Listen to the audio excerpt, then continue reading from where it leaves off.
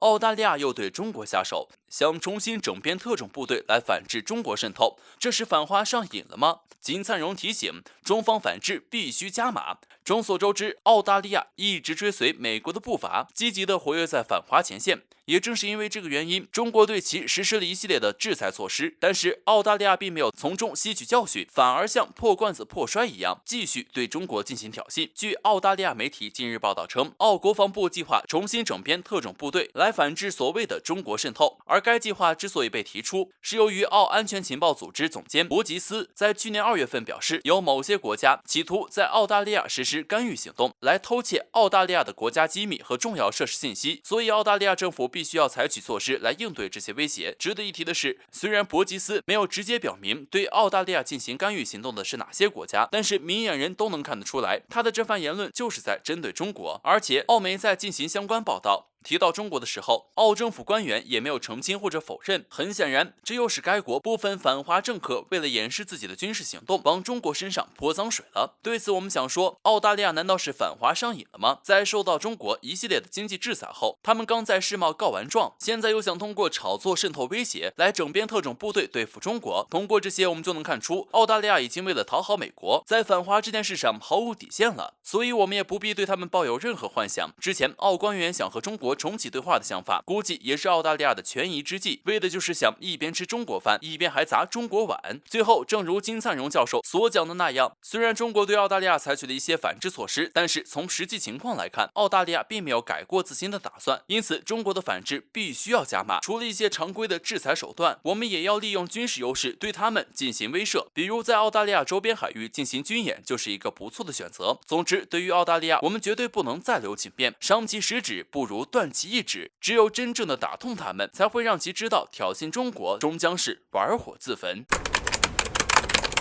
32国集结黑海施压俄罗斯，关键时刻中俄有大动作，西方要彻底变天了。前不久，英国一艘军舰强闯俄罗斯克里米亚海域，遭遇史诗级失败。而英国军舰这次试探俄罗斯底线，似乎就是为了接下来的大规模演习造势。俄罗斯被32国围攻的关键时刻，中俄有大动作，西方要彻底变天了。近日，美国主导举行海上威风多国联合军演，共有32个国家参与，包括32艘军舰和40架战机，5000多人展开行动，地点就在敏感的黑海。他们试图以这种方式震慑俄罗斯，并挑战俄罗斯的主权。之前，英国军舰闯入克里米亚海域的闹剧，似乎就是让英国打头阵，试探俄罗斯反应。但没料到，俄罗斯反应如此强硬，俄罗斯如此强势，这样美国就更有借口炒作俄罗斯威胁，以团结欧洲盟友。接下来，俄罗斯的日子恐怕是不好过了。而在他们集结黑海极限施压的关键时刻，中俄也有大动作。最新消息显示，7月，解放军西部战区和俄东部战区将举行西部互动2021联合演习。据悉，这次中俄军演将出动1万多兵力和数千件军事设备，这个规模比32国联合都要大得多。而且联想到这个背景，中俄联合军演也彰显了两国高度战略互信。更大的动作是，中俄两国领导人举行视频会晤，正式宣布中俄睦邻友好合作条约延期，并声明无论爬多少坡，过多少坎，中俄都将继续笃定前行。在7月，中俄两国举办相关活动，共同庆祝中俄关系发展的里程碑。中俄战略合作没有止境，没有禁区，没有上限。这显然给一些挑拨中俄关系的人一记耳光。拜登想玩分而治之的阴谋太过低级，也明显低估了俄罗斯的战略智慧。反倒是美国终于成功了，把中俄推到了一起。尤其是在国际格局已经到了激烈交锋的时期，中俄更应该背靠背前行。而很多人也注意到了，无论哪一方遭到西方联合施压时，中俄双方开始频繁联动，打出组合拳。如果继续选择对抗，那对峙的格局必将发生倾斜。因为一盘散沙的北约抵不过一块铁板的中俄，中俄被动局面是时候改变了。该变天的是西方，中俄合力，互相依靠，互相帮助，没有过不去的坎，没有对抗不了的敌人。报复行动开始，美军基地深夜被炸，是谁干的？俄罗斯力挺叙利亚，中国也要出手了吗？近日，美军又不宣而战，对伊拉克和叙利亚边境地区的亲伊朗武装组织实施了轰炸。对此，有分析认为，在美伊谈判进入关键之际，美军轰炸这些伊朗支持的武装组织，其目的十分明显，那就是为了杀鸡儆猴，来敲打伊朗。然而让美军没想到的是，在他们进行军事威慑只过了不到1天的时间，报复就迎面而来了。据俄罗斯卫星通讯社报道称，美军驻叙利亚部队基地在6月28号深夜遭到了突然袭击，并且地点就在叙利亚最大的油田附近。报道称，当时至少有8枚火箭弹落在美军基地上。在遭受轰炸后，美军也果断选择反击，对发射火箭弹的阵地予以轰炸。值得关注的是，美军基地遇袭的时间刚好在美军轰炸伊拉克和叙利亚边境地区之后，因此外界普遍认为这应该是对美军的报复行动，但是目前尚不清楚是谁干的。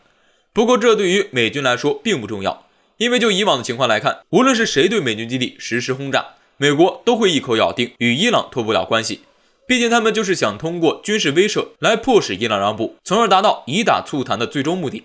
而俄罗斯肯定不会让美国得逞。在叙利亚遭到轰炸之后，俄罗斯为盟友挺身而出。俄外交部发言人扎哈罗娃表示，强烈反对美军的轰炸行为，并且要求美国必须无条件地尊重叙利亚主权和领土完整。在俄罗斯表态力挺叙利亚之后，有不少网友会好奇中国会不会出手。实际上在此之前，中国就主动对美国出击。在近日联合国安理会叙利亚问题会议上，中方就直接亮明了支持叙利亚的态度，并且还给美国清晰地画出了第3条红线，那就是不得颠覆叙利亚政权。对此，有专家认为，中国一直很少在叙利亚问题上表明立场，这次力挺叙利亚就说明中国正主动出手反击美国霸权。最后我们可以看到，在反击美国霸权问题上，中俄双方开始频繁互动，不谋而合。在这种情况下，美国与中俄对峙的格局显然要发生变化，中俄合力抗美已成必然趋势，而美国霸权也终将走向末路。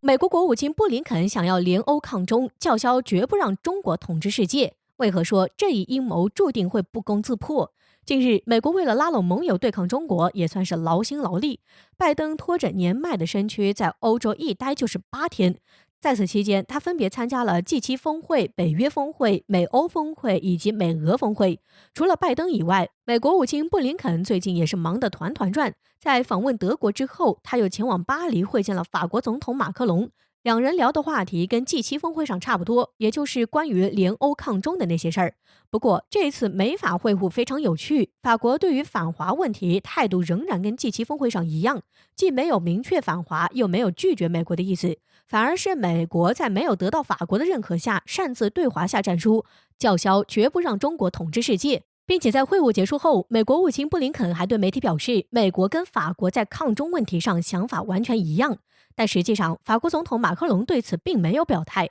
或者说他根本就没有打算发表任何看法。这一切只是布林肯在自说自话。从这我们看到，美国只是想通过各种方式来将盟友绑上反华的战车。至于盟友的态度，他们想当然的以为跟美国是一样的。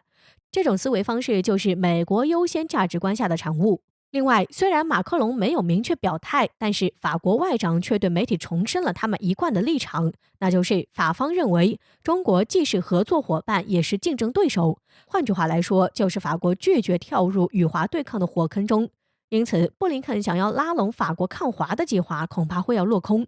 其实不只是法国，德国总理默克尔认为，目前德美之间最重要的是如何缓解两国的关系，而不是急着将中国视为敌人。因此，德国表示不愿意跟随美国主导的反华政策。最后，我们想说，虽然在很多方面欧盟和美国还持有相同的立场，但是更多迹象表明，德国和法国在反华问题上其实更注重自己国家的利益。与其跟中国为敌，德法更偏向和中国合作。毕竟中国庞大的经济体量摆在那儿，有钱可赚的买卖谁会拒绝呢？所以从这个角度而言，美国联欧抗中的阴谋注定会不攻自破。